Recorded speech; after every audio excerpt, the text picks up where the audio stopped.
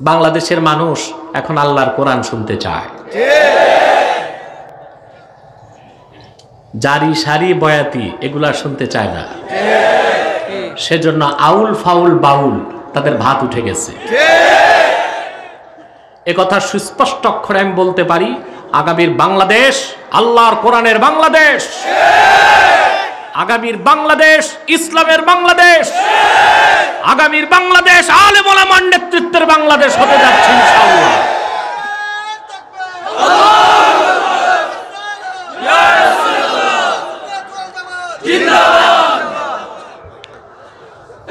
প্রিয় ভাই বন্ধুগণ, আমি ক্লান্ত দেহ নিয়ে এসেছি। জানেন, কিছুদিন আগে ট্রিটমেন্ট করে বিদেশ থেকে এসেছি, কিন্তু আল্লাহর কোরআনের দাওয়াত নিয়ে সমগ্র বাংলাদেশ যেতে হয় আমাকে। বেশি সময় অসুস্থ থাকি, সেই অসুস্থতা বেশিটাই ক্লান্তি নির্ভর, ক্লান্ত হয়ে যাই। আপনাদের কাছে দোয়া চাই যেন আজকে কিছু কথা সংক্ষেপে আপনাদেরকে শোনাতে পারি। আপনারা অনেক দূর দূর থেকে এসেছেন, আপনাদেরকে আগে ছাড়লে লাভ আছে। আপনাদের বাড়িতে যে ঘুমাবেন, ফজর নামাজটা পড়তে পারবেন, ঠিক কিনা? আমি আজকে আপনাদের সামনে তেলাওয়াত করেছি সূরাতুল বাকারা থেকে, প্রথম রুকু থেকে কয়েকটি আয়াত। খুব সংক্ষেপে এই কখান আয়াতকে কেন্দ্র করে নির্ভরযোগ্য মুফাসসির এবং মুহাদ্দিসগণের দৃষ্টিকোণ থেকে কিছু কথা আপনাদের সামনে তুলে ধরার চেষ্টা করব। যদি আমার মালিক কবুল ও মঞ্জুর করেন, বলুন আল্লাহুম্মা আমিন। ভূমিকাতে আমি একটি ছোট্ট কথা বলবো। ওয়াজ মাহফিল করে লাভ কি আমাদের? এই যে লক্ষ লক্ষ টাকা খরচ করে ওয়াজ করি, তাতে ফায়দা কি, লাভ কি? একটি প্রশ্ন এখন আমাদের বুদ্ধিজীবী মহল তৈরি করতে চাচ্ছে। বিভিন্ন লাইভ শোতে, টক শোতে, বিভিন্ন প্রোগ্রামে এ কথাটি উঠতেছে, করোনার মধ্যেও এই বড় বড় মাহফিলগুলো কেন হচ্ছে? এই প্রশ্নটি আপনাদের মনে আসতে পারে, ঠিক কিনা? কেন করি আমরা মাহফিল? তার একটাই কারণ, কোরআনের মাহফিল যত বেশি হয়, ব্যক্তি কল্যাণ, সমাজ কল্যাণ, রাষ্ট্রের কল্যাণ তত বাড়ে, ঠিক কিনা? ব্যক্তির কল্যাণ হলো, মানুষ যখন কোরআন কারীম শুনতে বসে তো তার ঈমান বাড়তে থাকে।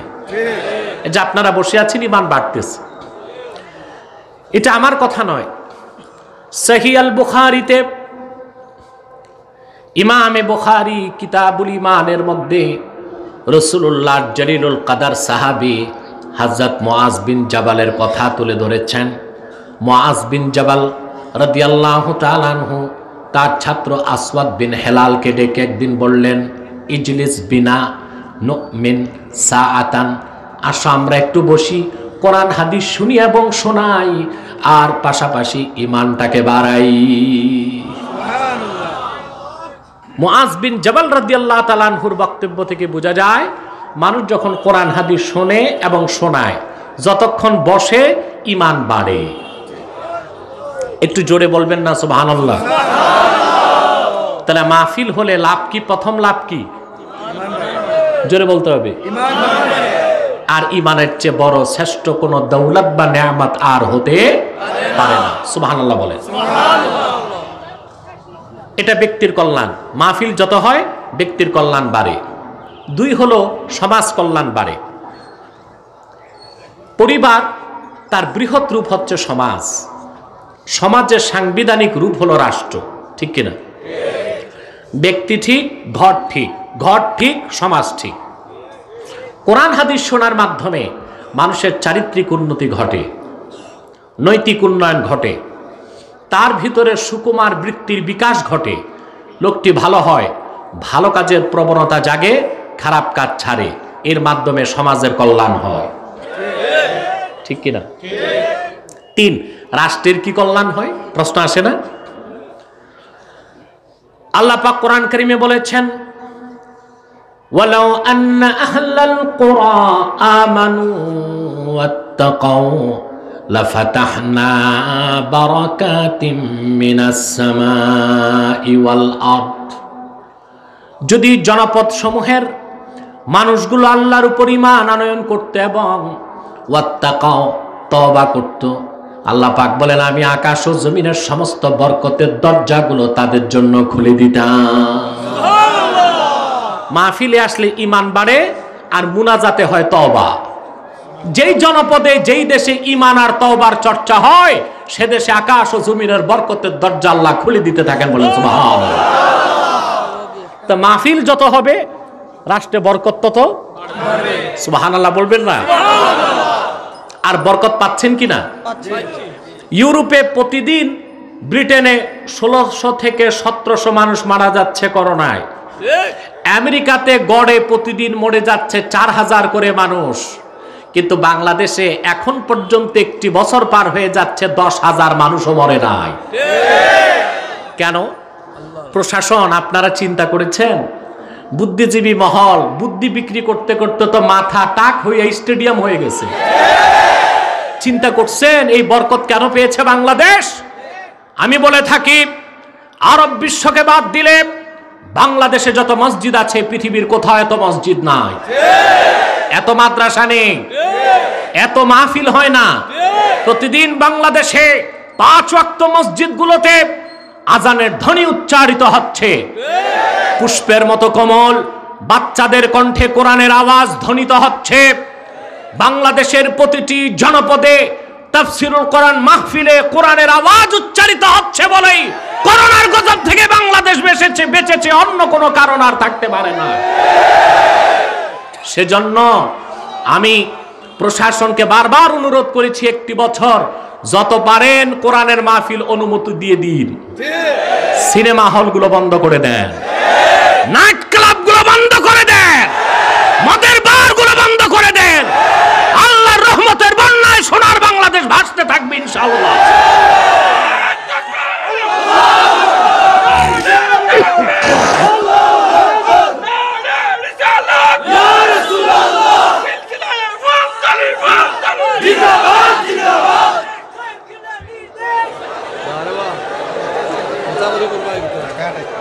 প্রিয় ভাই সব,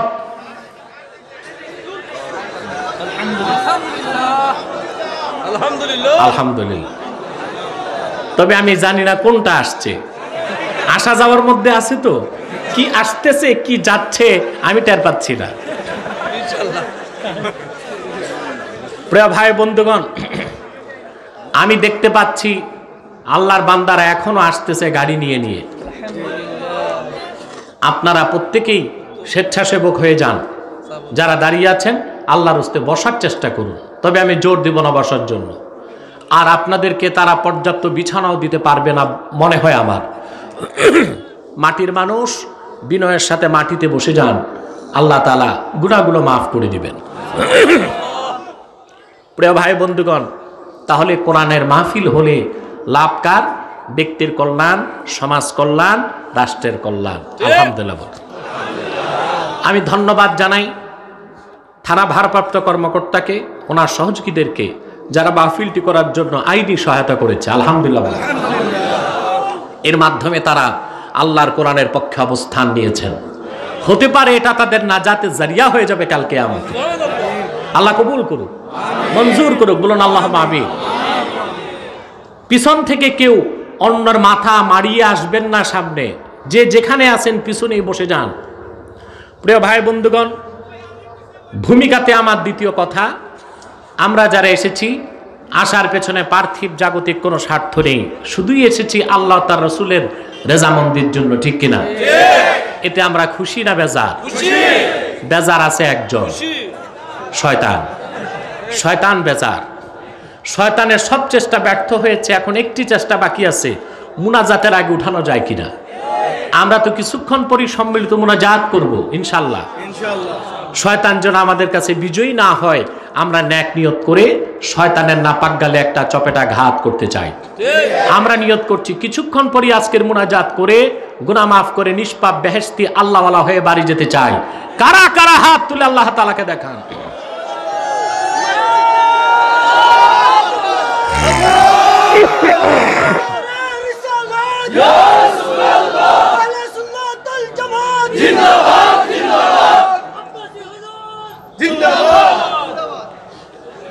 আমার একটা দালাল আছে মাঠে, আমার স্লোগান দরকার নাই, আল্লাহ তার রসুলের স্লোগান হবে, অতি আমি খুশি। আর দেরি নয়, সরাসরি আমি মূল আলোচনায় প্রবেশ করছি। আমার সঙ্গে আপনারাও তিলাওয়াত করুন, যেন প্রতিটি অক্ষরে নূর আল্লাহ পাক আমাদের সিনায় মানকুশ করে দেন। বলেন আল্লাহুম্মা আমিন। জবান খুলে, দিল খুলে সওয়াবের নিয়তে পড়ুন। আউযু বিল্লাহি মিনাশ শাইতানির রাজীম। বিসমিল্লাহির রহমানির রহিম। إن الذين كفروا سواء عليهم أأنذرتهم أم لم تنذرهم لا يؤمنون ختم الله على قلوبهم وعلى سمعهم وعلى أبصارهم غشاوة ولهم عذاب عظيم ومن الناس من يقول آمنا بالله وباليوم الآخر وما هم بمؤمنين صدق الله العظيم قرون صدق الله العظيم وصدق রাসূলুহুন নাবিয়্যুল হাবিবুল কারীম ওয়া নাহনু আলা যালিকা মিনাশ শাহিদিন ওয়াশ শাকিরিন ওয়াল হামদু লিল্লাহি রাব্বিল আলামিন। সূরাতুল বাকারার প্রথম রুকুতে আল্লাহ পাক ইরশাদ করেছেন 6 নম্বর আয়াতে, ইন্নাল্লাযীনা কাফারু, নিশ্চয় যারা কুফর করেছে, অবিশ্বাসী কাফের, সাওয়াউন আলাইহিম আনযারতাহুম আম লাম তুনযিরহুম লা ইউমিনুন, মুহাম্মদ সাল্লাল্লাহু আলাইহি সাল্লাম আপনি তাদেরকে সতর্ক করুন কিংবা না করুন, বিষয়টি তাদের জন্য সমান যে তারা কখনো ঈমান আনবে না মহাসত্যকে বুঝার পরেও। খাতামাল্লাহু আলা কুলুবিহিম ওয়া আলা সামঈহিম, আল্লাহ রাব্বুল আলামিন তাদের অন্তরসমূহের মধ্যে এবং তাদের কর্ণসমূহের মধ্যে খতম মেরে দিয়েছেন, সিল মেরে দিয়েছেন। তাদের অন্তর সত্যকে গ্রহণ করবে না, কান সত্যকে শুনবে না। ওয়া আলা আবসারিহিম গিশাওয়া, আর তাদের দৃষ্টির সামনে, চিন্তা দৃষ্টির সামনে, তাদের চোখের সামনে পর্দা টেনে দিয়েছেন যেন সত্যকে তারা দেখতে না পায়। ওয়ালাহুম আযাবুন আযীম, তাদের জন্য রয়েছে বিরাট শাস্তি, মর্মদন্তু শাস্তি, কঠিন শাস্তি, যে শাস্তির কোনো শেষ নাই। ওয়ামিনান নাসি মান ইয়াকুলু আমান্না বিল্লাহি ওয়া বিল ইয়াউমিল আখিরি ওয়া মা হুম বিমুমিনিন, মানুষের মধ্যে এমন কিছু হতবাগা, পোড়া কপাল, ভাগ্য বিপন্ন আছে যারা স্বীকৃতি দেয় যে আমরা ঈমান এনেছি আল্লাহর উপর, আমরা ঈমান এনেছি আখিরাতের উপর। আল্লাহ পাক বলেন আমি ফতোয়া দিচ্ছি, এই কথা বলার পরেও তারা মুমিন নয়, তারা মুসলমান নয়। আল্লাহ পাক পৃথিবীর সমস্ত মানুষকে 3টা শ্রেণীতে ভাগ করেছেন। কয়টি? জোরে বলেন। মুমিন, মুনাফিক, কাফের। এই 3-এর বাইরে চতুর্থ কোনো শ্রেণী নাই, চতুর্থ কোনো পরিচয় নাই, চতুর্থ কোনো আইডেন্টিটি নাই। পৃথিবীর যে কোনো মানুষ, যে কোনো বংশের, গোত্রের, শ্বেতাঙ্গ হোক কৃষ্ণাঙ্গ হোক, যে কোনো ধর্মের গোত্রের মানুষ, এই 3টি শ্রেণীর একটিতে তাকে থাকতে হবে। হয় তাকে মুমিন হতে হবে, নয় তাকে মুনাফিক হতে হবে, নয় তাকে কাফের হতে হবে। আল্লাহর কোরআন অনুযায়ী নিরপেক্ষ কোনো অবস্থান আকাশের নিচে জমিনের উপর নাই। কথা বুঝতে পেরেছেন? মুমিনের নামে সেজন্য কোরআনে সূরা এসেছে সূরা আল মুমিনুন, মুনাফিকের নামে সূরা এসেছে সূরা আল মুনাফিকুন, কাফেরের নামে সূরা এসেছে সূরা আল কাফিরুন। এই 3-এর বাইরে চতুর্থ কোনো পরিচয়, জোরে বলেন, নাই। বলবেন মুশরিক কোথায়? মুশরিক আছে না? একটা সূরা থাকা দরকার ছিল না? মুশরিকুন, কথা বলেন। মুশরিক কাফেরের অন্তর্ভুক্ত। আল্লাহ পাক বলেছেন, আল্লাহ রাব্বুল আলামিন বলেন, لم يكن الذين كفروا من أهل الكتاب والمشركين منفكين حتى تأتيهم البينة رسول من الله আল্লাহ পাক বলেছেন আহলে কিতাবদের মধ্য থেকে আর মুশরিকদের মধ্য থেকে যারা কুফর করেছে, তার মানে মুশরিকরাও কাফেরের অন্তর্ভুক্ত। শিরক মহা অপরাধ, কিন্তু একটা কুফরি। শিরক কি? কুফরি। এই জন্য মুশরিক আছে কাফেরের ভিতরে, স্বতন্ত্রভাবে আল্লাহ পাক মুশরিকের নামে কোনো সূরা নাজিল করেন নাই। কথা বুঝতে পেরেছেন? কয়টা শ্রেণী? তিনটি। মুমিন, মুনাফিক, কাফের। আমার ভাইয়েরা, আল্লাহ রাব্বুল আলামিন সূরা বাকারার প্রথম রুকুতে প্রথমেই আলোচনা করেছেন মুমিনের কথা। সুবহানাল্লাহ বলবেন না? সূরা বাকারার প্রথম আয়াত থেকে 20 আয়াত পর্যন্ত আল্লাহ পাক প্রথম রুকুতে এই তিন শ্রেণীর আলোচনা করেছেন। সুবহানাল্লাহ বলেন। অর্থাৎ আল্লাহ সূরা বাকারার শুরুতেই বুঝাই দিলেন, কোরআন শুধু মুমিনের জন্য নয়, শুধু মুনাফিকের জন্য নয়, শুধু কাফেরের জন্য নয়, পৃথিবীর সকল মানুষের জন্য হেদায়েতের বাণী আল কোরআন। এই জন্য প্রথমেই তিনি আলোচনা করেছেন মুমিনের কথা। কার কথা? মুমিনের কথা। তারপর আলোচনা করেছেন কাফেরের কথা, তারপর আলোচনা করেছেন মুনাফিকের কথা। কার কথা? এই তিনটি ভাগ তিনি করে দিয়েছেন সূরা বাকারার প্রথম রুকুতে 20 আয়াতের মধ্যে। সুবহানাল্লাহ বলেন। আওয়াজটা একটু চিকন হবে, ভারী হয়ে গেছে, আর একটু স্পষ্ট হবে। আমি কি করব? গলা তো ক্লিয়ার আছে, সমস্যা তো মাইকে। আপনার মোটামুটি বুঝতেছেন তো ভাই? ধৈর্য আছে তো? আর বিষয়টাও বুঝতেছেন? মানুষ কয় শ্রেণী? জোরে। মুমিন, মুনাফিক, কাফের। মুমিন, মুনাফিক, কাফের। আল্লাহ সূরা বাকারার প্রথম রুকুতেই 20 আয়াতের মধ্যে তিনটা শ্রেণীর আলোচনা করে দিয়েছেন, তারপর ব্যাপক ব্যাখ্যা করেছেন সামনে। আল্লাহ পাক প্রথম আলোচনা করেছেন মুমিনের, মুমিনগণের ব্যাপারে আল্লাহ পাক বলেন, উলাইকা আলা হুদাম মির রাব্বিহিম ওয়া উলাইকা হুমুল মুফলিহুন। যারা মুমিন তারাই তাদের রবের হেদায়েতের উপর প্রতিষ্ঠিত এবং তারাই ইহকাল ও পরকালে চূড়ান্তভাবে সফল হয়েছে। বলেন সুবহানাল্লাহ। বাকি কাফের এবং মুনাফিকদের ব্যাপারে তিনি কোরআনের বিভিন্ন জায়গায় বলে দিয়েছেন তারা ব্যর্থ, তারা তাদের জীবনটা পণ্ড, তারা ক্ষতিগ্রস্ত। ঠিক কিনা বলেন? ঠিক। ঈমানের সম্পূর্ণ বিপরীত হলো কুফর। আল্লাহ কাফেরদের ব্যাপারে প্রথম আয়াতটাই এটা বলেছেন কোরআনে, ইন্নাল্লাযীনা কাফারু, নিশ্চয়ই যারা কুফর করেছে, অবিশ্বাসী, সাওয়াউন আলাইহিম আনযারতাহুম আম লাম তুনযিরহুম লা ইউমিনুন। মুহাম্মদ সাল্লাল্লাহু আলাইহি ওয়াসাল্লাম আপনি তাদেরকে সতর্ক করুন কিংবা না করুন, তারা ঈমান আনবে না, বিশ্বাস স্থাপন করবে না। আমি আজকে ব্যাখ্যায় কুফর সম্পর্কে কিছু কথা বলবো, কারণ আমরা কথায় কথায় এখন কুফর করে ফেলি, ঈমানকে নষ্ট করে ফেলি। আমাদের বুঝতে হবে সর্বাবস্থায় আমরা গুনাহ করব, অন্যায় করব, তওবা করব, কিন্তু কুফর এবং শিরক থেকে আমাদের বেঁচে থাকতে হবে। ঠিক কিনা? ঠিক। দেখুন ভাই, একটি কথা ভালো করে মনে রাখবেন, কুফর হলো জিদ্দুল ঈমান। সবগুলো হাদিসের সব ব্যাখ্যা গ্রন্থে এসছে, ইন্নাল কুফরা জিদ্দুল ঈমান। কুফর হলো ঈমানের বিপরীত। আর মান্তিক, দর্শন, বিজ্ঞান, এ সব কিছুর একটা সূত্র আছে, সেটা হলো ইজতিমাউজ জিদ্দাইনে মাহাল। বিপরীত ধর্মী দুটো জিনিস কোনোদিন এক হতে পারে না।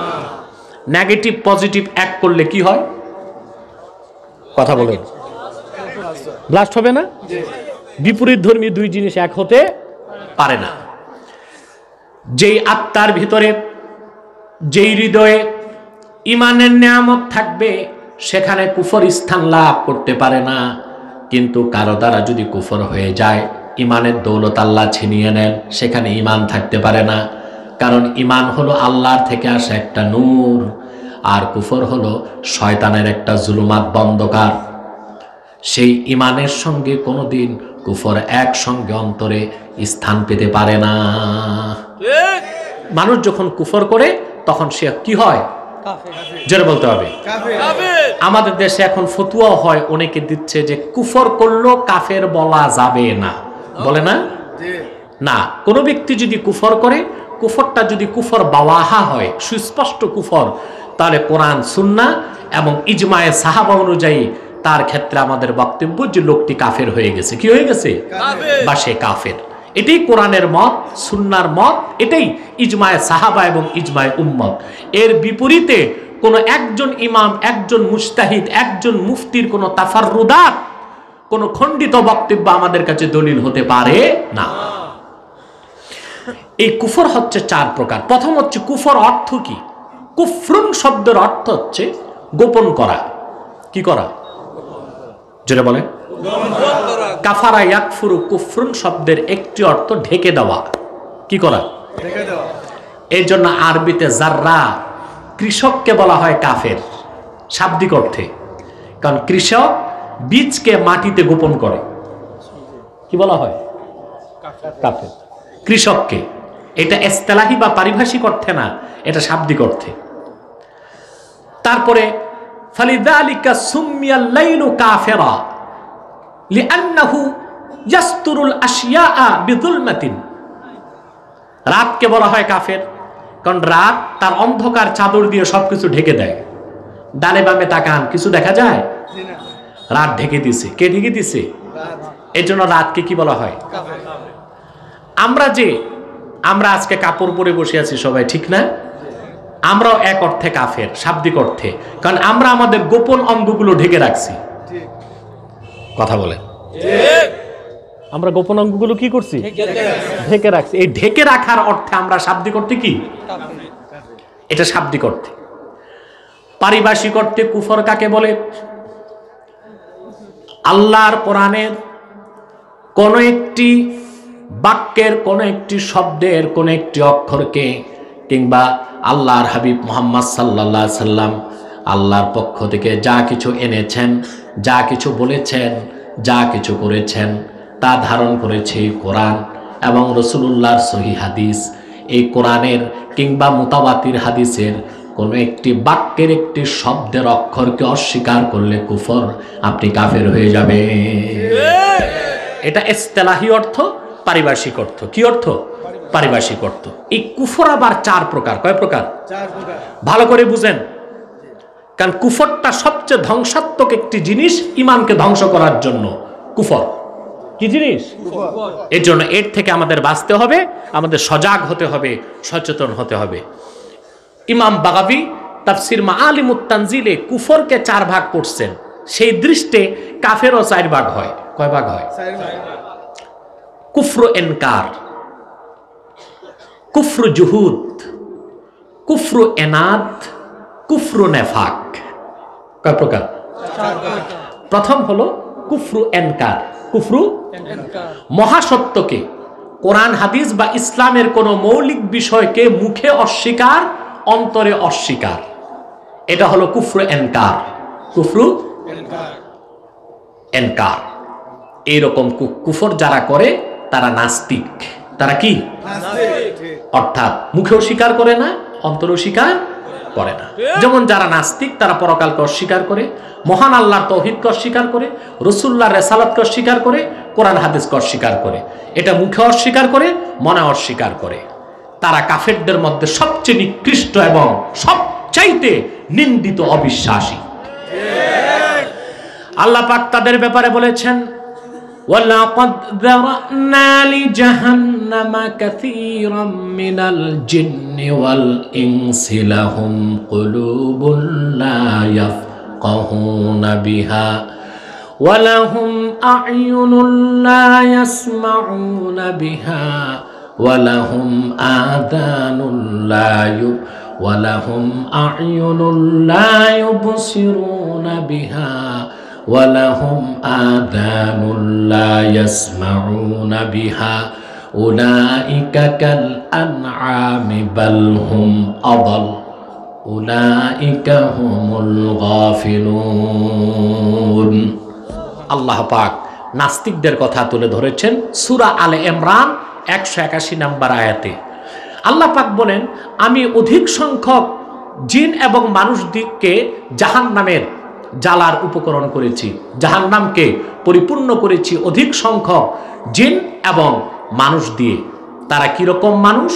আল্লাহ পাক বলেন, লাহুম কুলুবুল লা ইয়াফকাহুনা বিহা, তাদেরকে আমি একটি অন্তর দিয়েছি, অন্তরসমূহ আছে তাদের, কিন্তু সেই অন্তরে তারা মহাসত্যকে অনুভব করতে পারে না। নাস্তিকরা অনুভব করতে পারে? জোরে বলতে হবে। সব কিছু বিশ্বাস করে, আল্লাহর তাওহীদকে বিশ্বাস করে না। গোটা সৃষ্টি জগতের আলোচনা তারা করে, কিন্তু স্রষ্টা যিনি তৈরি করলেন ওনাকে চিনতে পারে না। ঠিক কিনা বলেন? দেখেন নাই এক বুড়ো বুদ্ধিজীবী লাইভ শোতে হেরে গেছে আমার কাছে, আলহামদুলিল্লাহ। এটা ব্যক্তি আনায়াতুল্লাহর বিজয় নয়, এটা সমগ্র বাংলাদেশের মুসলমানদের বিজয়। পরবর্তীতে এত বাজে একটা মাইক, কষ্ট হয়ে যাচ্ছে।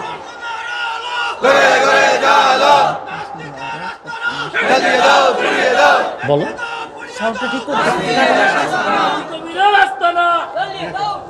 কারো নাম নেবেন না। আমাদের মহান মাহফিলে ওই রকম তুচ্ছ অবিশ্বাসীদের নাম নিয়ে মাহফিলকে আমরা ছোট করতে চাই না। এই বুদ্ধিজীবীকে পরবর্তীতে সাংবাদিকরা ধরল যে আব্বাসীর কাছে আপনি যে হেরে গেলেন, আপনার অনুভূতি কি? পাইছেন আপনারা? তো সে লোকটি বলল যে সবই বুঝছি, আমি একটা জিনিস বুঝি রে।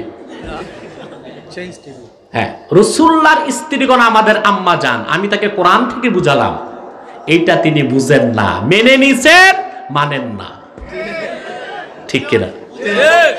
মহান আল্লাহর ব্যাপারে জিজ্ঞেস করা হয়েছে, সে সাংবাদিক উত্তর দিয়েছে, হ্যাঁ একজন থাকতে পারে স্রষ্টা।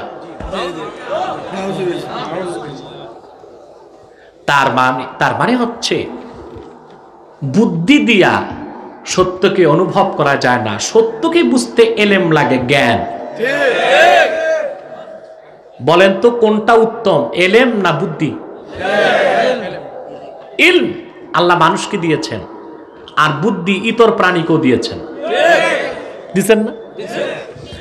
আপনি লক্ষ্য করে দেখুন, একটি বাবুই পাখি সুনিপুণ দক্ষতায় তাল গাছের মাথায় ঘর নির্মাণ করে, কত সুন্দর নিখুঁত ঘর। সুবহানাল্লাহ বলবেন না? বাতাস আসে, ঝড় আসে, তুফান আসে, ঘরটা কত ঝুলন্ত, ফ্লেক্সিবল, ভেঙে পড়ে না। সবচেয়ে আশ্চর্যের বিষয়, তার ঘরের এন্ট্রি নিচে, এক্সিট বাইরে।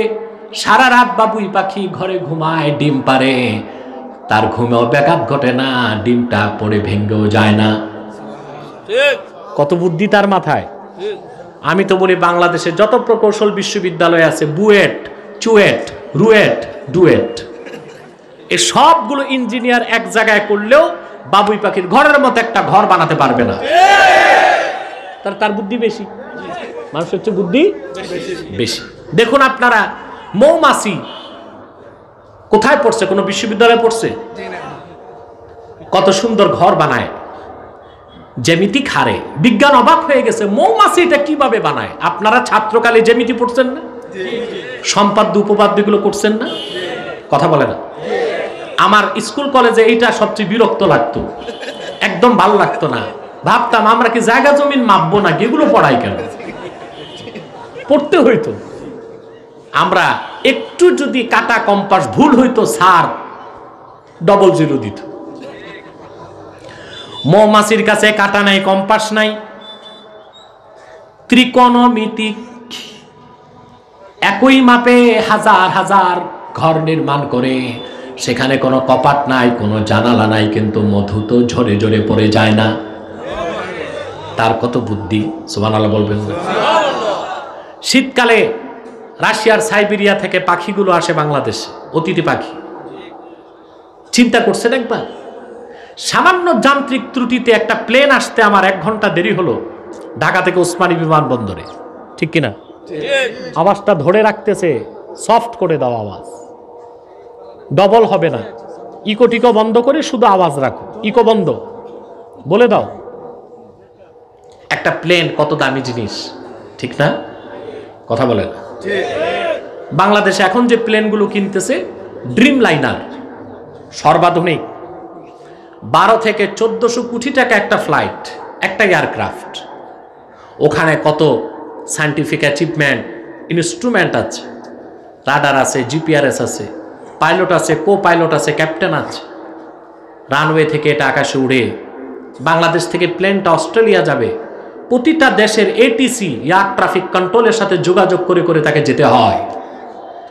সেখানে অত্যাধুনিক ক্যামেরা আছে, প্রায় 300 মাইল দূরে ঝড় তুফান আছে কিনা পাইলট দেখতে পায় বসে। এত কিছুর পরও প্লেনটা যখন ঘন কুয়াশা থাকে, লো ভিজিবিলিটি থাকে, উঠতেও পারে না, নামতেও পারে না। কিন্তু কোথায় সেই সাইবেরিয়া থেকে পাখি হাজার হাজার মাইল পথ পাড়ি দিয়ে বাংলাদেশে চলে আসে, হাওর বাওর বিলে পেট ভরে মাছ খায়, আবার সে পেট ভরে গেলে দেশে ফিরে যায়।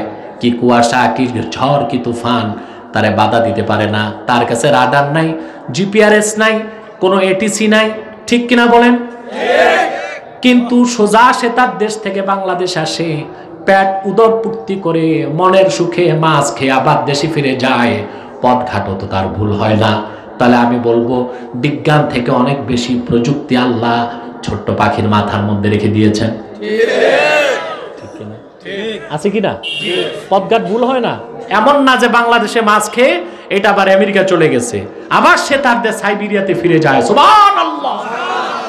বিজ্ঞান যা উন্নয়ন করেছে তার বুদ্ধি আর মেধা দিয়ে ওই রকম প্রযুক্তি আল্লাহ পাক ইতর প্রাণীর মাথায় রেখে দিয়েছে। বুদ্ধি দিয়া আমার আল্লাহর কুদরত বোঝা যাবে না। এই জন্যই তো বুদ্ধিজীবীদের মাথার অবস্থা দেখছেন, ভ্রুগুলো পেকে পাটের মতো সাদা, চেহারা তো ধীরে ধীরে পশুর মতো হয়ে যাচ্ছে, মাথার চুলগুলো পাইকা তামার মতো হইয়া ঝরে পড়ে গেছে, একেবারে মাথাটা পিতলের ঘড়ির মতো চকচক করে দিনের বেলা বের হলে। এই বুদ্ধি দিয়া চিনা যাবে না আল্লাহর কুদরত। সেই নাস্তিকদেরকে তিরস্কার করে আল্লাহ পাক বলেন, লাহুম কুলুবুল লা ইয়াফকাহুনা বিহা, তাদের অন্তরসমূহ আছে, সেই অন্তরে তারা আল্লাহর পরিচয় পায় না, ঠিক কিনা বলেন? লাহুম আ'য়ুনুল লা ইউবসিরুনা বিহা, তাদের চোখ আছে, সেই চোখে তারা সত্যকে দেখে না। তাদের কান আছে, সেই কানে তারা কোরআনের হেদায়েত শোনে না। আল্লাহ পাক বলেন তাদের জন্য রয়েছে কঠিন শাস্তি। কি রয়েছে? আল্লাহ পাক বলেন উলাইকা কাল আনআম, তারা চতুষ্পদ জানোয়ার থেকেও নিকৃষ্ট, কুকুর এবং শূকর থেকেও নিকৃষ্ট হচ্ছে নাস্তিক। কারণ একটি চতুষ্পদ জানোয়ার তার মালিকের পরিচয় খুঁজে পায়, কিন্তু নাস্তিক তার মালিক আল্লাহ রাব্বুল আলামিনের পরিচয় খুঁজে পায় না। দেখছেন, কুকুর পালেন নাকি আপনারা? পালবেন না। যারা পালে তাদের জিজ্ঞেস করবেন কি খাওয়ায় বাংলাদেশে মানুষ কুকুরকে, বিড়ালকে কি খাওয়ায়? হাড্ডি চুষতে দেয়। এই দুইটা হাড্ডি চুষে এত খুশি তার মালিকের উপর, কুকুর সারা রাত দরজার সামনে বসে চোর পাহারা দেয়, ঠিক কিনা? তার মধ্যে কতটা কৃতজ্ঞতা বোধ যে লোকটা তো আমার হাড্ডি খাওয়ায়। কি খাওয়ায়? একটি বিড়াল রে 3 দিন দুধ খাওয়াবেন, এরপর দেখবেন সে আপনাকে প্রহরীর কাজ করবে, আপনার আগে পিছে দৌড়াবে বিড়াল, আপনার কৃতজ্ঞতা সে স্বীকার করবে, ঠিক কিনা বলে? আপনারা দেখেছেন এখন তো পাওয়ার ট্রিলার বের হয়েছে, ট্রাক্টর বের হয়েছে, আগে বলদ দিয়ে মানুষ হাল চাষ করত। আমি দেখেছি ছোটকালে বলদ যখন চলতো, কৃষক বলতো হাট, সে হাঁটতো, বলতো থাম, থামতো। একটি বলদ তার মালিক চিনে, ঠিক কিনা? এই যে মানুষ গাভী পালে, গাভী গোয়াল গড়ে রাখে, গাভীকে কি খেতে দেন আপনারা? আতপ চালের ভাত, সোনামুগের ডাল? কথা বলেন। থাকতে দেন সবচেয়ে বিশ্রী অবস্থায়। সে কত কষ্ট করে আপনার জন্য। আপনি যখন দুধ দহন করতে যান সবটুকুন দুধ নিয়ে আসেন, বাছুরের দুধটাও রাখেন না। পারে তো গাভী পিছনে একটা ফ্লাইং কিক দিতে, আপনার চেহারার মানচিত্র পাল্টায় যাবে মিয়া সাহেব, কিন্তু করে না। তার মধ্যে কৃতজ্ঞতা বোধ আছে। সে মনে করে এই লোকটা তো আমারে ফ্যান ভুসি তুষি কিছু একটা খাওয়ায়।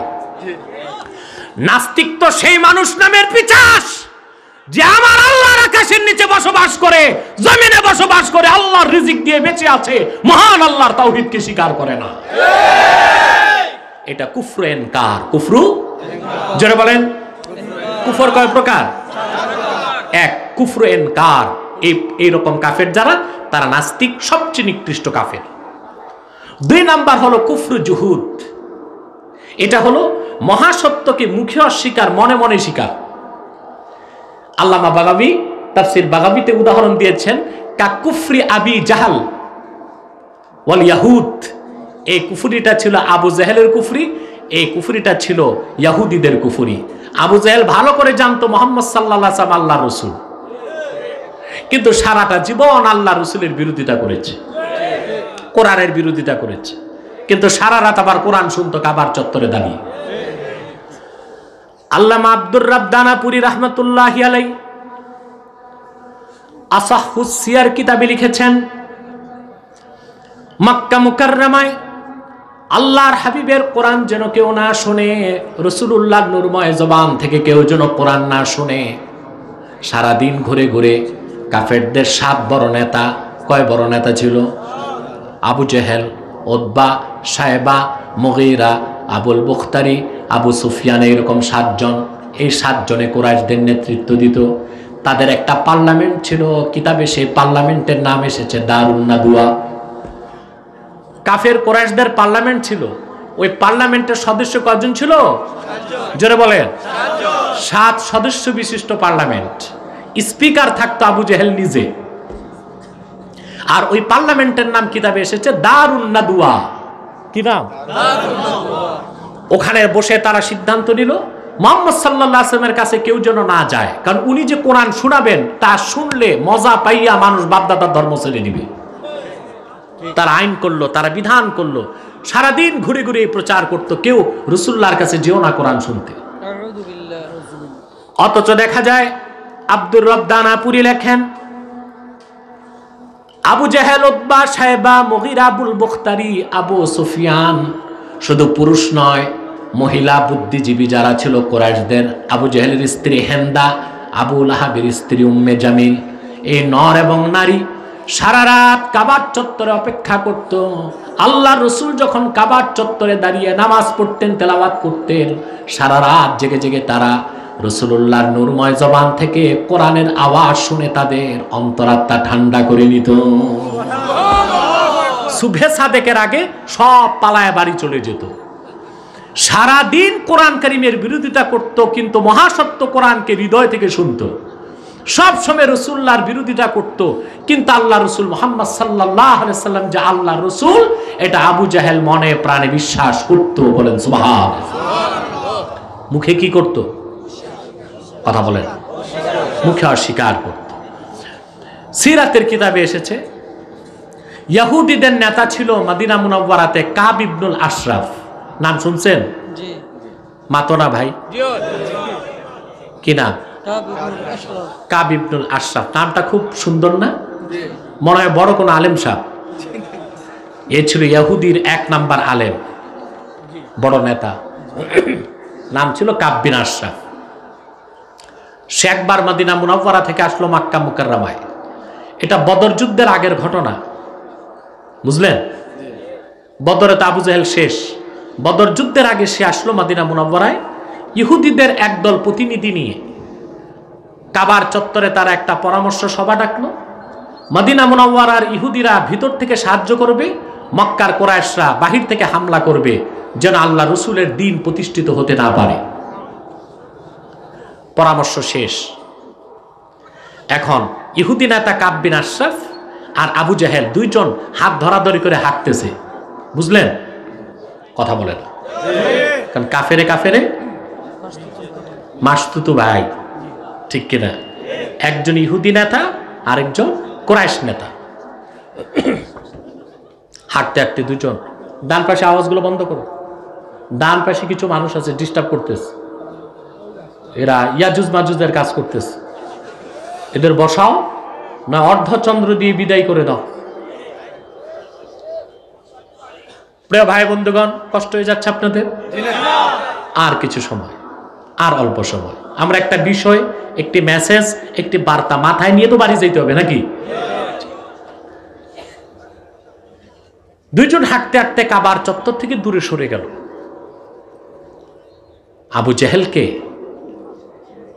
জেহেল কাব বিন আশরাফকে জিজ্ঞেস করলো, কাব বিন আশরাফ, তুমি তো ইহুদি ধর্মের বড় আলেম, তাওরাত কিতাব তোমার মুখস্থ আছে, বলো তো সত্যি করে মুহাম্মদ সাল্লাল্লাহু আলাইহি ওয়াসাল্লামের ব্যাপারে তোমার বিশ্বাসটা কি, অন্তরে কি আছে এটা আমারে বলো। হাদিস সাক্ষী কাব বিন আশরাফ ডানে বামে তাকিয়ে দেখলো কেউ নাই। সে তখন আবু জেহেলকে বলল, আবু জেহেল ভাই, আমি ইহুদির নেতা, তুমি কুরাইশের নেতা, নেতায় সিক্রেট কথা হতে পারে, গোপনে তোমার একটা কথা বলি, কাউরে তুমি বলো না, বলে বলো।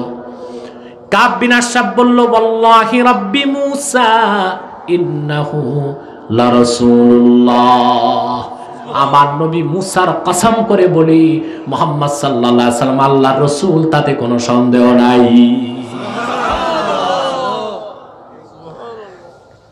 কাব বিন আশরাফ তখন আবু জেহেলকে বলল, ভাই তুমি তো বাল্যকাল থেকে মুহাম্মদ সাল্লাল্লাহু আলাইহি ওয়াসাল্লামকে দেখো, মুহাম্মদ সাল্লাল্লাহু আলাইহি ওয়াসাল্লামের ব্যাপারে তোমার কি ধারণা বলো।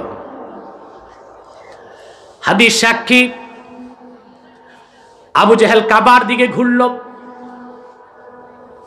আর বলল, কাব বিন আশরাফ শোনো, ওয়াল্লাহি রাব্বিল কাবা ইন্নাহু লারাসূলুল্লাহ, এই কাবার মালিক আল্লাহর কসম, মুহাম্মদ সাল্লাল্লাহু আলাইহি সাল্লাম আল্লাহর রাসূল ছাড়া আর কিছুই নয়। দুঃখ এবং পরিতাপের বিষয়, কাব বিন আশরাফ বদর যুদ্ধের আগেই শেষ, আর আবু জেহেল বদর যুদ্ধে যে মারা গেল, দুইজনের একজনও মুসলমান হতে পারে নাই। এই যে তাদের কুফরটা ছিল, তারা অন্তরে বিশ্বাস করত আল্লাহকে, বিশ্বাস করত মুহাম্মদ সাল্লাল্লাহু আলাইহি ওয়াসাল্লামকে, কিন্তু মুখে স্বীকার করে নাই। এটা 2 নাম্বার কুফর। কয় নাম্বার? 3 নাম্বার হলো কুফরু এনাদ। কুফরু এনাদ, এটা হচ্ছে মুখেও স্বীকার, মনেও স্বীকার, গ্রহণ না করা। গ্রহণ না করা। এইরকম কাফের এখনো আছে, মাথা নত করে সব মেনে নেয়, কালেমা স্বীকার। আপনারা দেখেছেন না? কথা বলেন। কত দলিল দিলাম বুঝাতে যায়, কোরআন কারীম থেকে, হাদিস শরীফ থেকে সকল যুক্তি দিলাম, সব কিছু মাথা নেড়ে মেনে নিল। বললাম হেদায়েতের জন্য তৈরি হন, আর তৈরি হয় না। আমাকে বলে আপনারা আলেমরা একটু মুক্ত হন। আমি বললাম দেখুন, এই যে সিনা যা দেখতেছেন পুরাটাই মন, এটা আপনাদের জন্য খোলা আছে। আপনারা কালেমা পড়ে খাঁটি মুসলমান হয়ে যান, নাস্তিকতা পরিহার করে আল্লাহর তাওহীদ, রাসূলুল্লাহর রিসালাতকে বিশ্বাস করে নেন, কামিয়াব হয়ে যাবেন। ঠিক কিনা বলেন? 3 নাম্বার কুফর হলো কুফরু এনাদ। এটা হলো মহাসত্যকে মুখেও স্বীকার, অন্তরেও স্বীকার, গ্রহণ না করা। গ্রহণ কা কুফরি আবি তালেব, যে কুফরটা করেছিলেন রাসূলুল্লাহর চাচা আবু তালেব। তিনি ভালো করে জানতেন মুহাম্মদ সাল্লাল্লাহু আলাইহি ওয়াসাল্লাম আল্লাহর রাসূল, তিনি ভালো করে জানতেন কোরআন আল্লাহর বাণী, তিনি ভালো করে জানতেন আল্লাহ এক। তিনি মুখেও স্বীকার করেছেন, অন্তরে তার বিশ্বাস ছিল, কিন্তু তিনি রাসূলুল্লাহর মিল্লাতকে, ইসলামকে গ্রহণ করেন না। এটা কুফরু এনাদ। কুফরু, জোরে বলেন। বুখারীতে এসছে, মুসলিমে এসছে, সহিহ মুসলিমে এসছে, লাম্মা জাআ আবা তালিবিনিল ওয়াফাত, রাসূলুল্লাহর চাচা আবু তালেবের মৃত্যু যখন ঘনিয়ে আসলো, আল্লাহর রাসূল তার কাছে গেলেন শেষবার হেদায়েত করার জন্য। আবু তালেব ইসলাম মহাসত্য কতটুক জানতো আপনি চিন্তা করতে পারবেন না। আল বেদায়ের নেহায়েতে এসছে, আল্লাহর হাবিবের ইসলামের দাওয়াতকে বন্ধ করার জন্য আবু জেহেল, উতবা, সাইবা, আবু সুফিয়ান, তারা সব রাসূলুল্লাহর চাচা আবু তালেবের কাছে এসে বললেন, আবু তালেব, আপনার ভাতিজা মুহাম্মদ সাল্লাল্লাহু আলাইহি ওয়াসাল্লাম তিনি কি চান আমরা দিতে প্রস্তুত আছি। তিনি যদি গোটা জাজিরাতুল আরবের ক্ষমতা চান, ওনার হাতে আমরা তুলে দিব। যদি পরমা সুন্দরী কোনো নারীকে তিনি বিয়ে করতে চান, আমরা বিয়ের ব্যবস্থা করে দিব। যত সম্পদ চান মুহাম্মদ সাল্লাল্লাহু আলাইহি সাল্লামের কদমে আমরা তা রেখে দিব। তারপরে বলুন তিনি যেন আল্লাহর তাওহীদের দাওয়াত বন্ধ করে দেন। আবু তালেব বললেন, ঠিক আছে, তোমরা তো খুব সুন্দর প্রস্তাব করছো, আগামীকাল দেখি ভাতিজাকে আমি বলে দেখি তিনি রাজি হন কিনা, চেঞ্জ করে দাও। কথা শুনতেছেন ভাই? রাতের বেলা রাসূল করিম সাল্লাল্লাহু আলাইহি সাল্লাম যখন বাড়িতে আসলেন, আবু তালেব প্রস্তাবটা রাসূলুল্লাহকে দিলেন।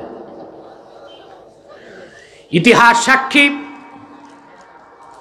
রাসূলুল্লাহ চাচার প্রস্তাবের জবাবে বললেন,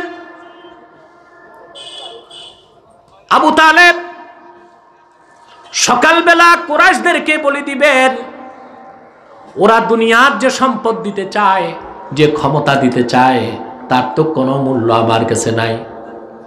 কুরাইশরা যদি লাউ ওয়াদাতিশ শামসা আলা ইয়ামিনি ওয়াল কমারা আলা ইয়াসারি, ওরা যদি পূর্ণিমার চাঁদ যদি সূর্যটা যদি আমার ডান হাতে তুলে দেয়, পূর্ণিমার চাঁদ যদি আমার বাম হাতে তুলে দেয়, তারপরও আমি এক মুহূর্তের জন্য আল্লাহর দ্বীনের দাওয়াত বন্ধ করব না। সকালবেলা কুরাইশরা এসেছে, কুরাইশ নেতারা এসেছে। রাসূল করিম সাল্লাল্লাহু আলাইহি ওয়াসাল্লামের চাচা আবু তালেব পাহাড়ের উপর দাঁড়িয়ে কুরাইশদেরকে বললেন, তোমরা কেন এসেছো? কুরাইশরা বলল, প্রস্তাবের জবাব নিতে। আপনার ভাতিজা রাজি হয়েছে কিনা আমাদের প্রস্তাবে? তাফসীর বাগাবীতে ইমাম বাগাবী হাদিসটি নকল করেছেন। আবু তালেব বললেন, শোনো, ভাতিজা প্রস্তাব কি দিয়েছেন পরে বলবো, তবে আমার অনুভূতির কথা তোমাদেরকে জানাই। ওয়াল্লাহি লাকাদ আলিমতু আন্না দীনা মুহাম্মদ সাল্লাল্লাহু আলাইহি ওয়াসাল্লাম মিন খাইরি আদিয়ানিল বারিয়াতি দীনান। আল্লাহর কসম করে বলি রে কুরাইশ নেতারা, শুনে রাখো, আমি এতটুকু বুঝতে পেরেছি, মুহাম্মদ সাল্লাল্লাহু আলাইহি সাল্লামের দিন ইসলামের চেয়ে সুন্দর, শ্রেষ্ঠ, সত্য কোনো দিন আল্লাহর আকাশের নিচে নাই। সব বুঝলেন, স্বীকারও করলেন, ঠিক কিনা? মৃত্যু যখন আসলো, রাসূল করিম সাল্লাল্লাহু আলাইহি সাল্লাম আবু তালেবের বাড়িতে গেলেন। আল্লাহ রাসূল গেলেন শেষবার দাওয়াত দিতে। কি করতে? দাওয়াত দিতে। শেষবার হেদায়েত হয় কিনা। যাওয়ার পর রাসূল করিম সাল্লাল্লাহু আলাইহি সাল্লাম দেখেন আবু তালেবের মাথার কাছে বসে আছে আবু জেহেল, আর পায়ের কাছে বসে আছে আবু সাফওয়ান। এই আবু সাফওয়ানের প্রসিদ্ধ নাম আবুল হাকাম। কি নাম? আবুল হাকাম। আবু জেহেল ছিল কুরাইশদের ফার্স্ট ইন কমান্ড, আর সে ছিল সেকেন্ড ইন কমান্ড। বুঝলেন? নেতার পরের নেতা, নেতার পরের নেতা। মাথার কাছে আবু জেহেল, পায়ের কাছে আবুল হাকাম। আল্লাহর হাবিব যে আবু তালেবকে বললেন, চাচা, সুদীর্ঘ 13টি বছর পার হয়ে যাচ্ছে, কালেমার দাওয়াত তোমাকে দিয়েছি, তুমি গ্রহণ করো নাই। ইসলামের মহাসত্যতা তুমি উপলব্ধি করতে পেরেছ, আমাকে সাহায্য করেছ, ইসলামের পক্ষে কাজ করেছ, কিন্তু কাল কিয়ামতের দিন আমি রাসূল তোমার কোনো উপকারে আসবো না। চাচা, তোমার বিদায় বেলা একটি দাওয়াত দেই। সহিহ মুসলিমে এসেছে, কুল ইয়া আম আশহাদু আল্লা ইলাহা ইল্লাল্লাহু ওয়া আন্না মুহাম্মাদার রাসূলুল্লাহ। তুমি কালেমাটা একবার স্বীকার করে নাও, আশহাদু লাকা বিহা ইনদাল্লাহ, আমি রাসূল কাল কিয়ামতে এই কালেমা পুঁজি করে তোমার পক্ষে আল্লাহর কাছে সাক্ষী দিব নাজাতের জন্য।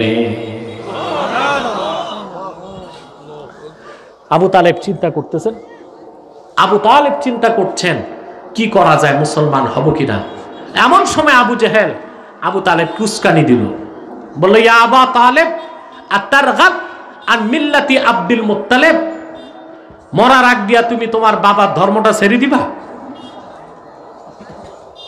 আবু তালেব মুসলমান হলেন না, তিনি বরং স্বীকার করলেন মৃত্যুর আগে, আনা আলা মিল্লাতে আব্দুল মুত্তালেব, আমি আব্দুল মুত্তালেবের ধর্মের উপর মৃত্যুবরণ করছি। চিন্তা করেন, আবু তালেব ইসলাম যে সত্য মুখেও স্বীকার করলেন, অন্তরও বিশ্বাস করলেন, কিন্তু তিনি মুসলমান হতে পারেন নাই। এই কুফরটার নাম কুফরু এনাদ। 4 নাম্বার কুফর হলো কুফরু নেফাক।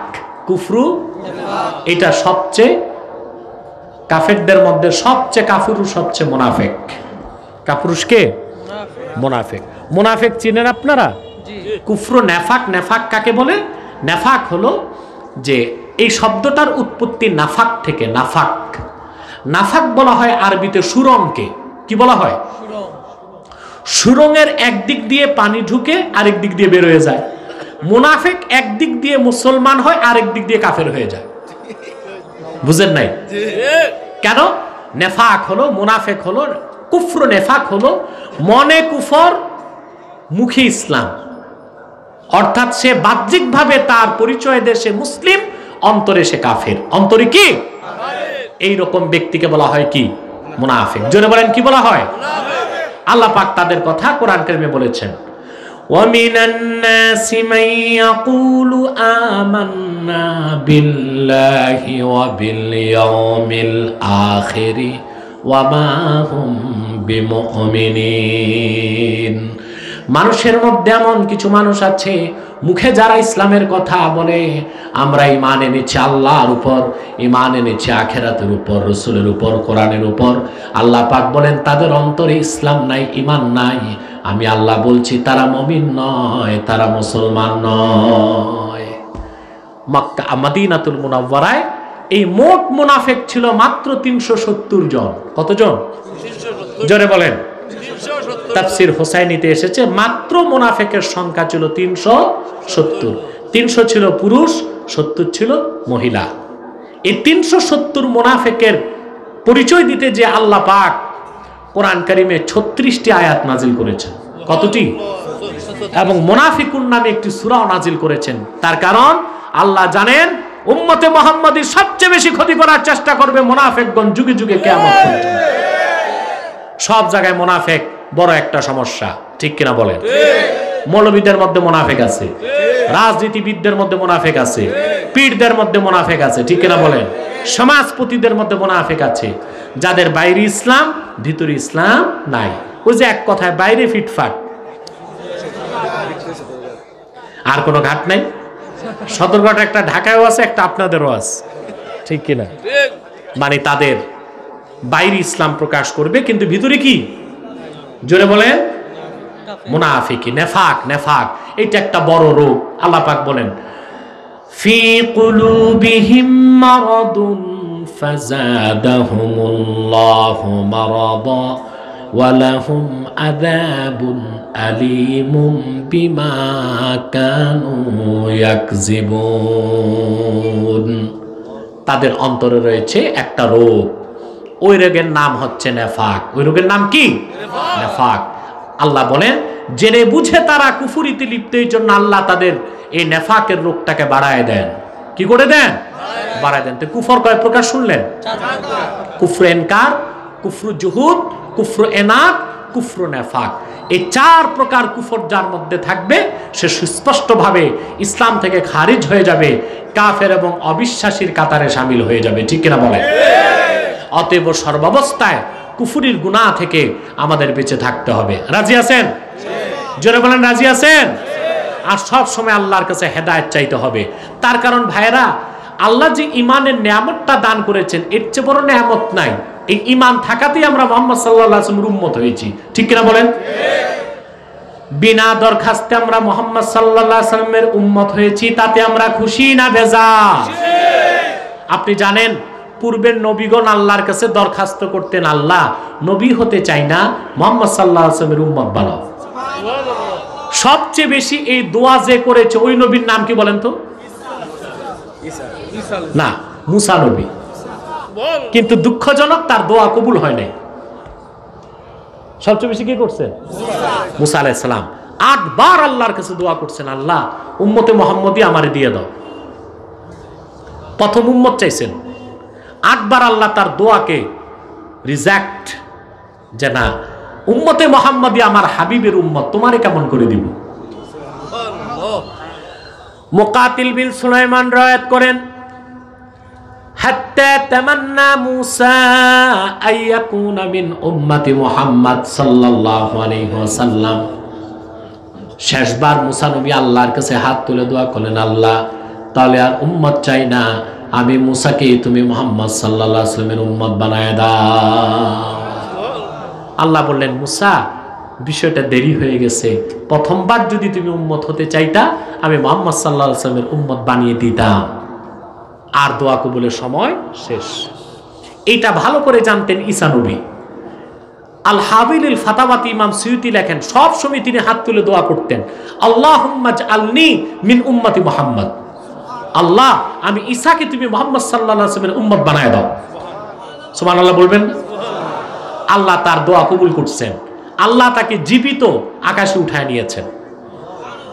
আমাদের বিশ্বাস কি ঈসা নবীকে মারা হয়েছে না আকাশে উঠানো হয়েছে? খ্রিস্টানদের বিশ্বাস কি? ক্রুশিফিকেশন, তাদের বিশ্বাস যে ক্রুশবিদ্ধ করে ঈসাকে হত্যা করা হয়েছে। নাউজুবিল্লাহ। এটা বিশ্বাস করলে আপনি কাফের হয়ে যাবেন। ঈসা নবীকে সশরীরে জীবিত আকাশে উঠানো হয়েছে। কথা বুঝতে পারছেন? ইহুদিরা যখন মারতে গেল ঈসা নবীকে, আসল ঈসাকে আল্লাহ আকাশে উঠায় নিয়েছে। আর যারা হত্যা করতে গিয়েছে তাদের একজনকে ঈসা নবীর একটু ঝুনুক দিছেন, নকলটাকে হত্যা করে তারা বলল ঈসা শেষ। আল্লাহ বলেন, না, যেটা মারছু ঈসা না, এটা মিসা। ঈসা কই? কিয়ামতের আগে সমগ্র পৃথিবী যখন দাজ্জালের করতলগত হয়ে যাবে, হাদিস সাক্ষী, মক্কা মুকাররমা মদিনা মুনাওয়ারা ছাড়া সারা দুনিয়ার সব জায়গায় দাজ্জাল তার কর্তৃত্ব স্থাপন করবে। ইমামে মাহদি তিনি বিজয় লাভ করতে পারবেন না। মুসলমানগণকে নিয়ে তিনি দামেস্কের জামে মসজিদে আটকা পড়ে যাবেন। সিরিয়ার দামেস্কে নাম শুনেছেন আপনারা? তখন আল্লাহ পাক দাজ্জালকে হত্যা করার জন্য ঈসা নবীকে আকাশ থেকে নামায় দিবেন। তবে নবী হিসেবে আসবেন না, তিনি আসবেন মুহাম্মদ সাল্লাল্লাহু আলাইহি ওয়াসাল্লামের উম্মত হিসেবেই। সুবহানাল্লাহ। আমার দেশে কিছু আলেম আছেন অসচেতন, ওয়াজ করতে যাইয়া বলে ঈসা আলাইহিস সালাম যখন কিয়ামতের আগে নামবে তখনও তিনি নবী থাকবেন। নাউজুবিল্লাহ। না, এটা আহলুস সুন্নাহ ওয়াল জামাতের আকীদা নয়। ভালো করে কিতাব পড়ে না তো, আন্দাজি ফতুয়া দেয়, রেসালা পড়ে। কি পড়ে? রেসালা বুঝেন? এই ছোটখাটো চিকন বই একটা পড়ি, ওয়াজ করে ফতুয়া দেয়। বাংলাদেশে ফতুয়া দিতে পড়াশোনা লাগে না। গতকাল না তার আগের দিন এক মাহফিলে এক রাজনীতিবিদ ফতুয়া দেওয়া শুরু করছিল, দেখছেন? আপনারা খুব তাড়াতাড়ি দেখে ফেলেন সব। উনি আমাকে প্রশ্ন করেন, একটা প্রশ্ন করছেন, উত্তর তো আমি বহুবার দিছি। তারপর তাকে ভালো করে কোরআন কারীম খুলে দেখাই দিয়েছে। বলে আলেমে আলেমে এত দ্বন্দ্ব কোন? আমি বলছি বাংলাদেশের কোন আলেমে দ্বন্দ্ব নাই। মৌলিক ক্ষেত্রে বাংলাদেশে কোন আলেমের দ্বন্দ্ব নাই। কোরআন, হাদিস, ইজমা, তাওহীদ, রিসালাত, আকীদা, খাতমে নবুয়ত, ইসলামের মৌলিক বিষয়ে জনপুর, ফুরফুরা, ফুলতলি, বদরপুর উলামায়ে দেওবন্দ সহ সমস্ত বাংলাদেশের উলামায়ে কেরাম একমত।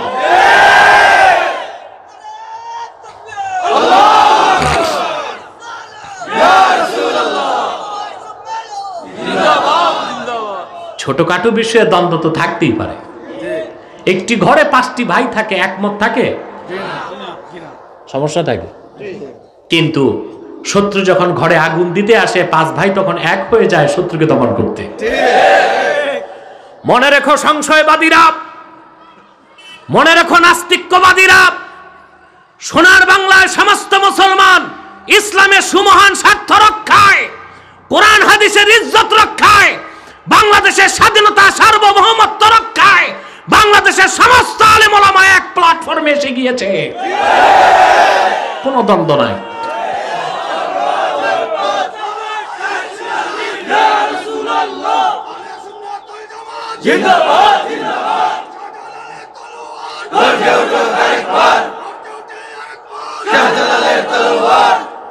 আমার ভাইরা, সেজন্য বলি আমি বলে যাচ্ছি, এটা নিয়ে আবার কিছু আলেম ভাই মজা করতেছে আমার নতুন স্লোগানে। আমি বলেছি বর্তমান পরিস্থিতিতে মাসলাক যার যার, দিন ইসলাম সবার। আমার টুপি আমার পছন্দ, আমি কাউকে চাপিয়ে দিব না। চাপিয়ে দিব? আমার মাসলাকের জিকির আমল আমারটা আমার কাছে থাক, তারটা তার কাছে থাক। মৌলিক ক্ষেত্রে তো আমরা এক আছি, ঠিক কিনা বলেন? মনে রাখবেন, যুগে যুগে কাফের মুশরিক ইহুদিদের একটি নীতি ছিল ডিভাইড এন্ড রুল, ভাগ করো শাসন করো। বাংলাদেশেও ওলামায়ে কেরামের মধ্যে দ্বন্দ্ব সংঘাত সৃষ্টি করে ঐক্য বিনষ্ট করার জন্য ইহুদি খ্রিস্টান লবি কাজ করে যাচ্ছে, সেই সুযোগ আমরা দিব না। ইসলামের সুমহান স্বার্থ রক্ষায়, আলেম ওলামার ইজ্জত রক্ষায়, কোরআন সুন্নাহ সমস্ত মৌলিক দাবি রাষ্ট্রীয়ভাবে আদায় করার জন্য এবং আগ্রাসী অপশক্তির হাত থেকে সোনার বাংলার স্বাধীনতা রক্ষায় এদেশের আলেম ওলামার নেতৃত্বে বাংলাদেশি মুসলমান প্রয়োজনে আরেকবার রক্ত দিবে। তারপরেও ইহুদি খ্রিস্টানদের চক্রান্ত বাংলাদেশে বাস্তবায়ন হতে দেওয়া হবে না, হবে না, হবে না।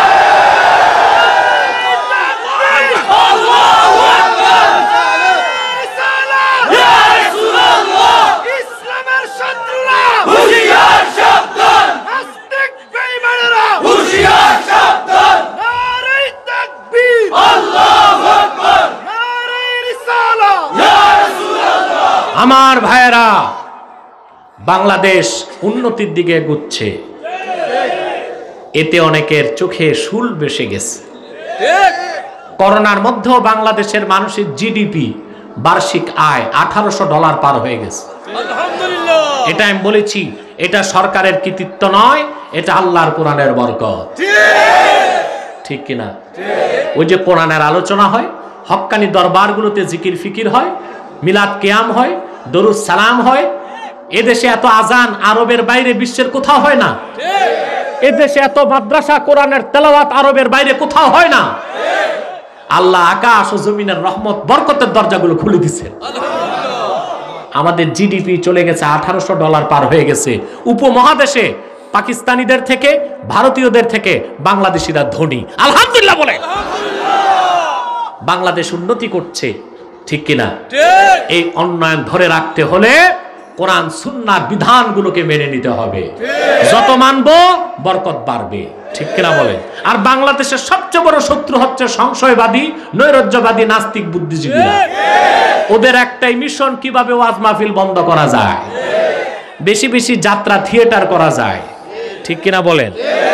তারপরে চ্যানেলগুলোতে একের পর এক তারা ইসলাম বিরোধী বিষ বাষ্প ছড়াচ্ছে।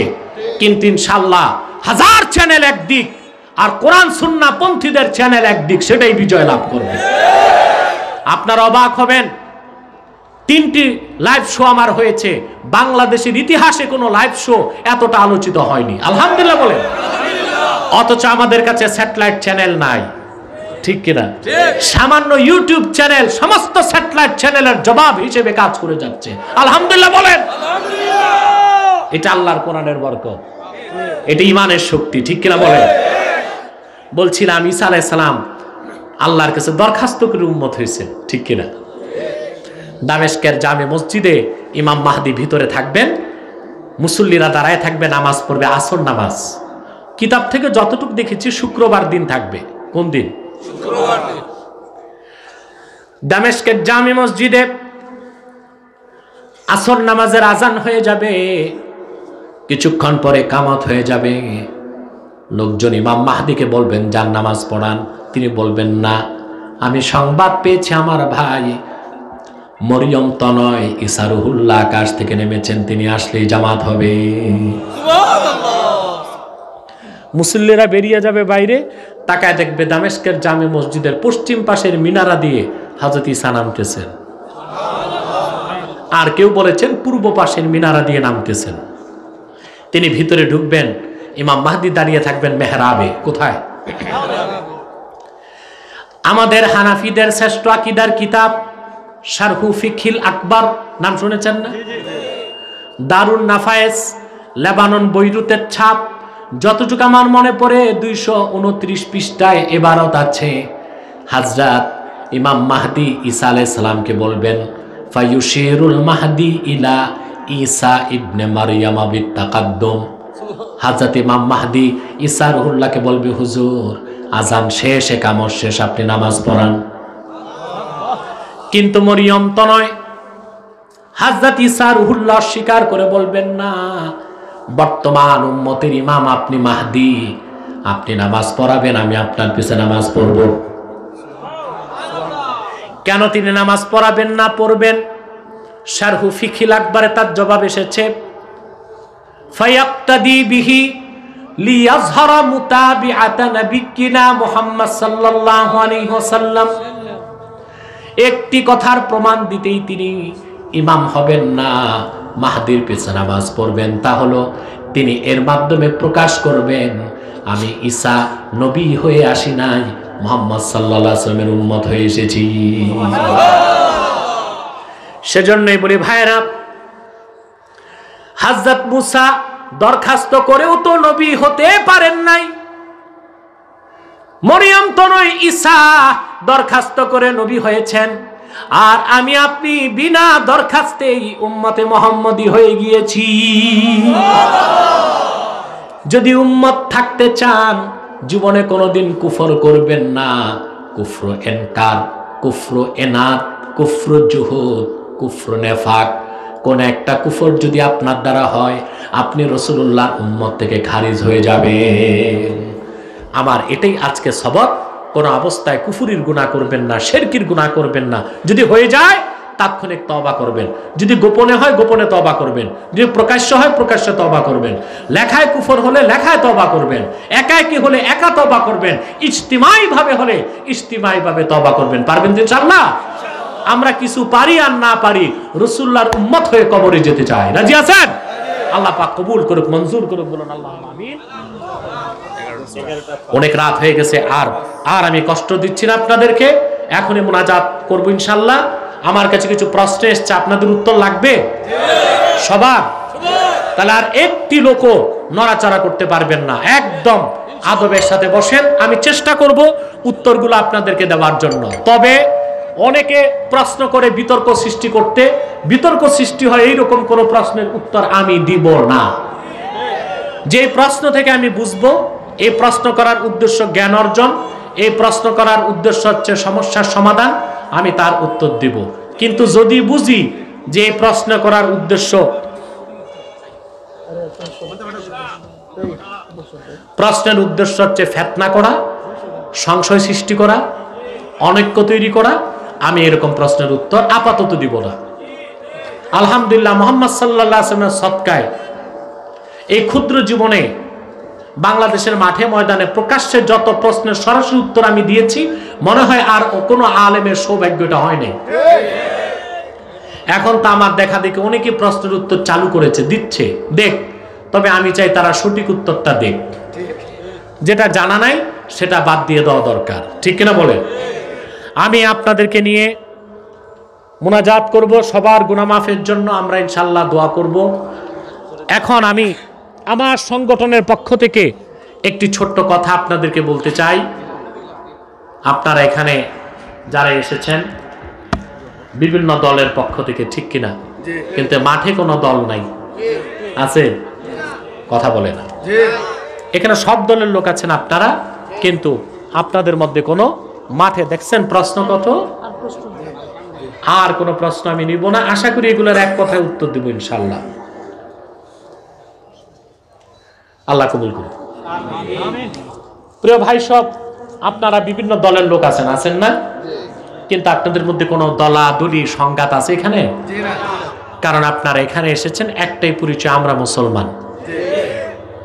আমি আপনাদের করজোড়ে অনুরোধ করব, তাহরিকে খাতমে নবুয়ত বাংলাদেশের পক্ষ থেকে দলীয় মতভেদ থাকতেই পারে, তা থাকবে রাজপথে, সংসদে, কিন্তু আমরা সকল দলের মুসলমান ইসলামের মহান স্বার্থে মৌলিক ক্ষেত্রে এক হয়ে যাব।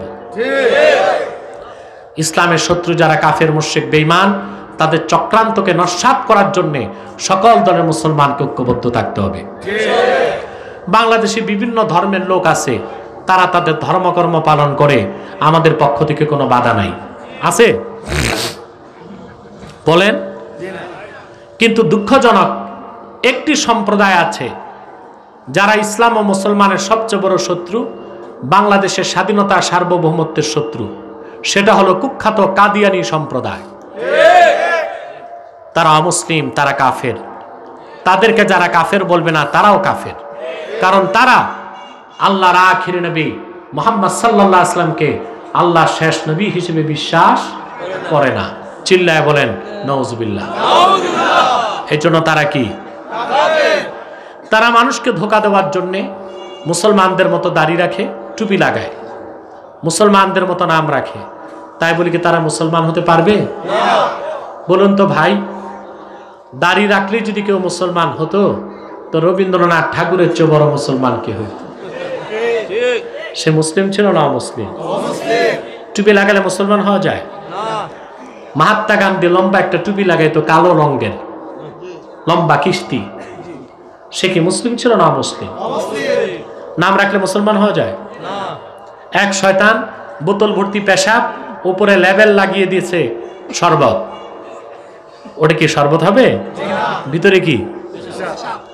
ঠিক সেভাবেই কাদিয়ানিরা অমুসলিম এবং কাফের। আব্দুল আউয়াল, আব্দুস সামাদ, মুবাশশির আলী, কবির চৌধুরী, এসব নাম রাখার দ্বারা তারা মুসলমান হতে পারে না।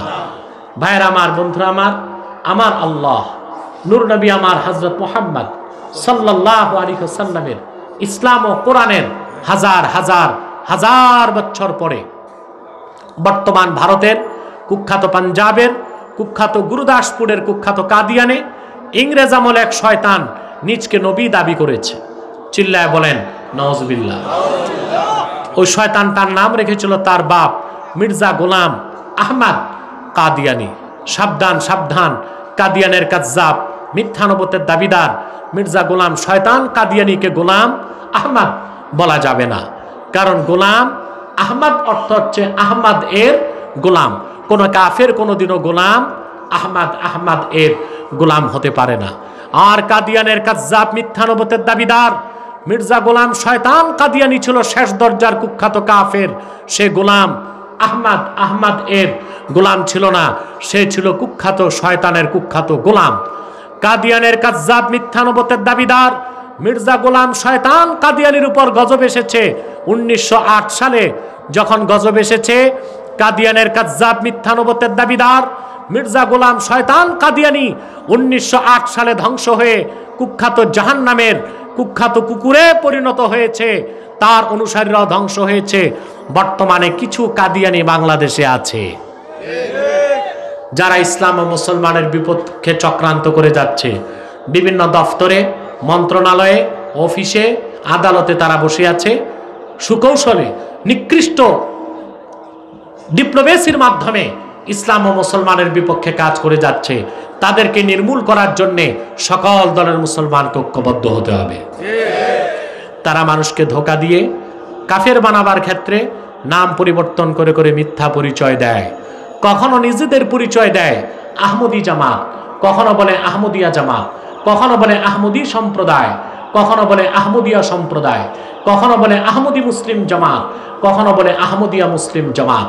সাবধান, যত কাদিয়ানি ছিল আছে থাকবে, তারা কেউ আহমদি জামাত নয়, আহমদিয়া জামাত নয়, আহমদি সম্প্রদায় নয়, আহমদিয়া সম্প্রদায় নয়, আহমদি মুসলিম জামাত নয়, আহমদিয়া মুসলিম জামাত নয়।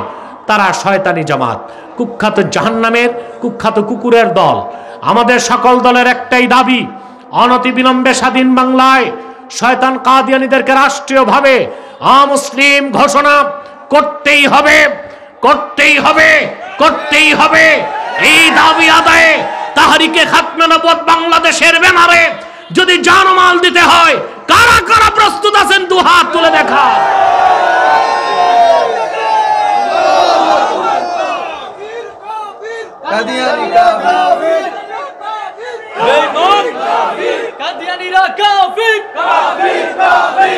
প্রিয় ভাই বন্ধুগণ, তাদেরকে অর্থনৈতিক সহযোগিতা করবেন না, পারবেন? করেন?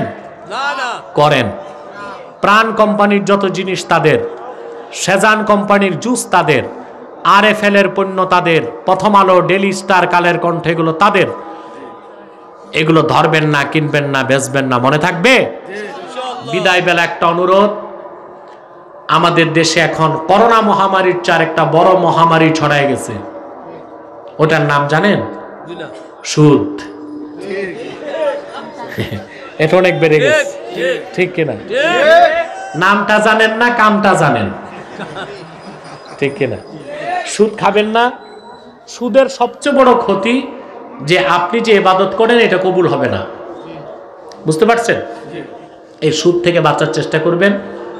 হাদিসে এসেছে, আকলু দিরহামিম মিনার রিবা আসাদ্দু মিন 33 জানিয়া ইয়াজনিহা রাজুল। এক দিরহাম, আরব আমিরাতের 22 টাকা, বাংলাদেশের এক দিরহাম। আরব আমিরাতের এক দিরহাম, বাংলাদেশের 22 টাকা। এই 22 টাকা পরিমাণ সুদ খেলে 33 বার জিনা করার চেয়ে বড় গুনাহ। সুদ ধরবেন না, ঠিক আছে? সুদ দিবেন না, খাবেন না। ঘুষ দিবেন না, খাবেন না। আপনারা শিরক কুফর থেকে বাঁচবেন, যতটুকু পারেন নেক আমল করে যাবেন, আশা করা যায় নাজাত পেয়ে যাবেন ইনশাআল্লাহ। পারবেন তো ইনশাআল্লাহ? আল্লাহ কবুল করুক, আল্লাহ মঞ্জুর করুক।